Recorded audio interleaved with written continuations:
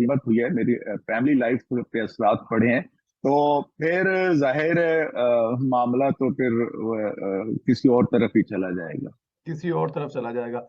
अच्छा सर, क्योंकि social media का प्रोग्राम है, इमरान खान साहब ने अदालत में जो जवाब जमा करवाया है, कहा जा रहा है इसमें इस्लामिक टच भी दिया गया है और जज साहब को धमकी का जवाब भी पेश किया गया। इस तरह का जवाब आप क्या समझते हैं, ये हामिद खान साहब जैसे वकील का मशवरा होगा या इमरान खान साहब की अपनी मर्जी के मुताबिक जवाब तैयार किया गया?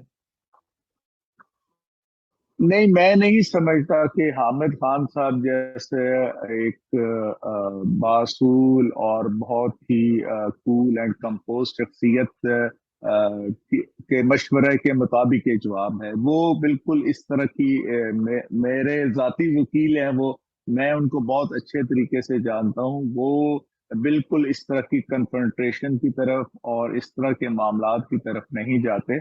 और इसमें यकीनन इमरान खान साहब के बेशुमार लीगल एडवाइजर्स भी हैं और सियासी उनके मशीर भी हैं और बाकी मामलात के भी उनके मशीरान हैं।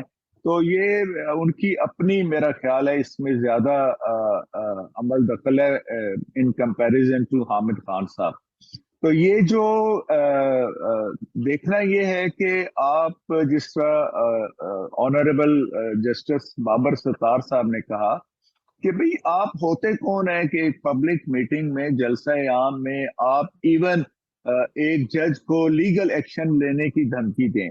Who are you? और लीगल एक्शन की धमकी देना भी इटसेल्फ उस कोर्ट को अंडर ड्यूरस लाना है, उसको कोर्स करना है और एक जो जो जुडिशियल प्रोसेस है उसको डिरेल करने की कोशिश है।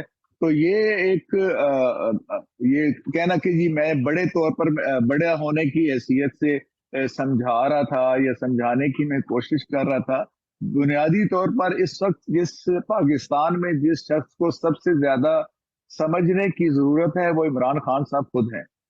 इमरान खान साहब खुद हैं। सर, क्या यही वजह है कि कल इमरान खान साहब ने 2 से 3 दफा अपने वकील के जरिए अदालत में खुद बोलने की रिक्वेस्ट की और फिर जब चीफ जस्टिस साहब जाने लगे तो पीछे से आवाज देकर का मेरी बात सुनकर जाए, मैं कुछ बोलना चाहता हूं? तो क्या हामिद हामिद खान साहब से सेटिस्फाई नहीं हुए जो वो जो बोल रहे थे? देखिए, असल में मैं उस पॉलिटिकल एस्पेक्ट से तो नहीं बात करता, लेकिन जो कोर्ट के अंदर प्रोसीडिंग्स हैं एज ए लॉयर और एज ए फॉर्मर जज, मैं ये समझता हूँ कि ये बाज़ औक़ात क्लाइंट जो है वो ये समझता है, और पढ़े लिखे क्लाइंट के ज्यादा मसाइल होते हैं वकला के लिए, और फिर जिस जो ये समझता हो क्लाइंट के मेरा स्टेचर बहुत बड़ा है, तो वो बाज़ औक़ात वकील के दी हुई दलील से या की हुई बात से मुतमईन नहीं होता, या कोर्ट में वो ये समझता है कि नहीं ये बात इस तरह करनी चाहिए, तो वो फिर कोशिश करता है कि उसकी बात वो खुद बात करे। लेकिन उनको ये बात सुनने की अभी स्टेज आनी है। ये लॉ में लिखा हुआ है कि जब चार्ज फ्रेम होने के बाद, एविडेंस के बाद, अगर एक्यूज खुद अपनी स्टेटमेंट देना चाहेगा तो वो भी रिकॉर्ड की जाएगी और उसकी बात भी पूरी तरह सुनी जाएगी।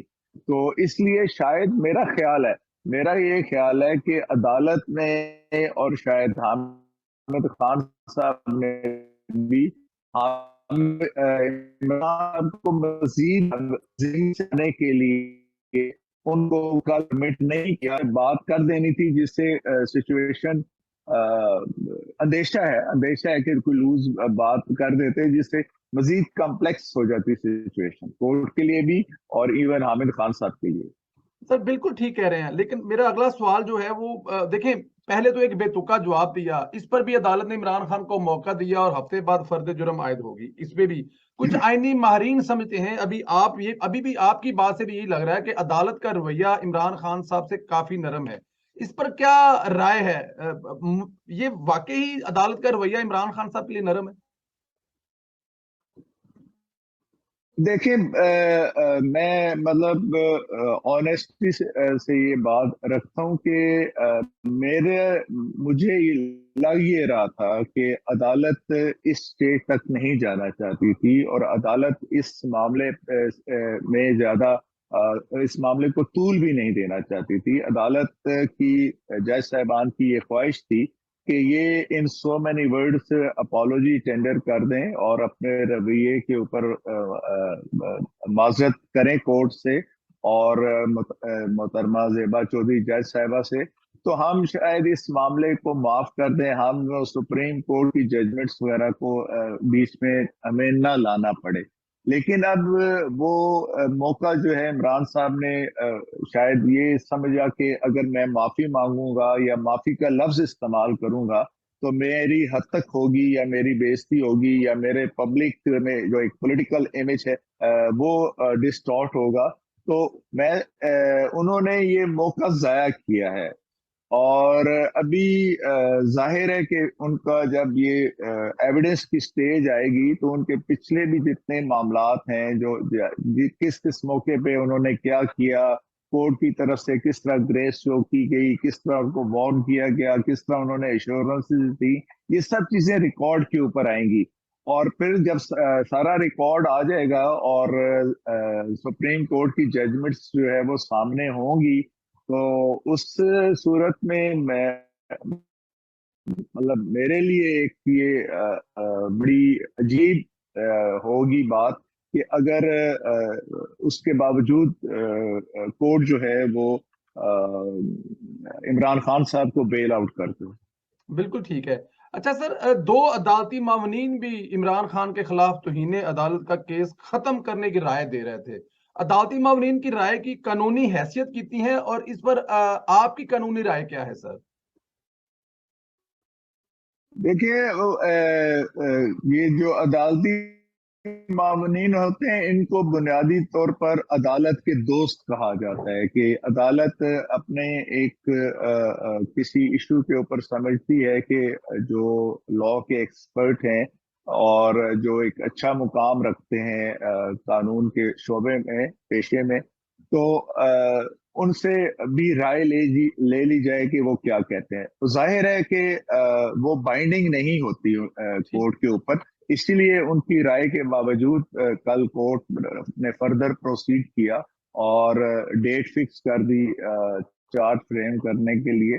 کورٹ ویسے اگر چاہتی تو کل ہی چارج بھی فریم کر سکتی تھی، لیکن کورٹ نے یہ زیادہ مناسب سمجھا، مزید ٹائم دیا کہ شاید ابھی بھی گڈ سینس پریویل کر جائے اور نیکسٹ ڈیٹ پہ وہ آ کے چارج فریم ہونے سے پہلے کہہ دیں کہ جی کہ میں ان سو مینی ورڈز معافی مانگتا ہوں اور مجھے جو ہے اپنے عمل پر مجھے شرمندگی ہے، مجھے معاف کر دیں۔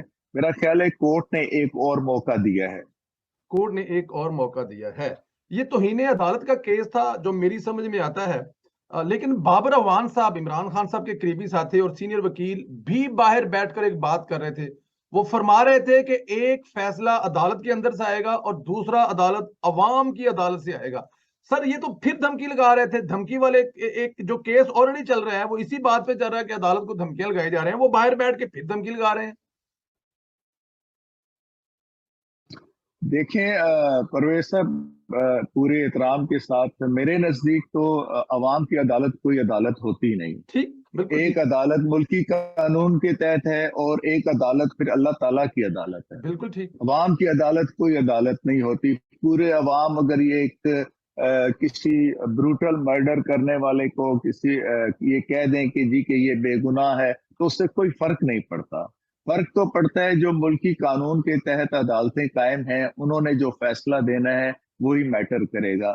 یہ ایک خام خواہ اپنے آپ کو طفل تسلی والی بات ہے، اپنے آپ کو دھوکہ دینے والی بات ہے جی۔ اب یہ بنیادی طور پر عدالت کے اوپر ایک دباؤ ڈالنے کی یہ بھی ایک مضمون کوشش ہے کہ اچھا جی ہم تو پھر عوام میں جائیں گے، عوامی ہوگی، یہ ہوگا، سوشل میڈیا ہے، طرح کے ظاہر ہے یہ بھی ایک ٹیکٹکس ہوتے ہیں جو میں سمجھتا ہوں کہ بابر اعوان صاحب جیسے شخصیت کے لیے جو خود وزیر قانون بھی رہے ہیں پیپلز پارٹی کے دور میں، ان کو یہ بات نہیں کہنی چاہیے تھی۔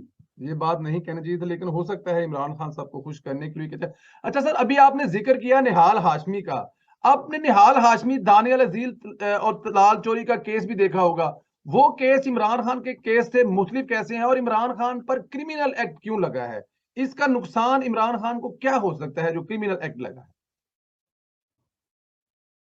یہ دیکھیں جو تو तौहीन अदालत है ये 3 तरह की होती है। एक सिविल कंटेम्प्ट होती है, एक जुडिशियल कंटेम्प्ट होती है, एक क्रिमिनल कंटेम्प्ट होती है। और ये जो क्रिमिनल कंटेम्प्ट है इमरान खान साहब के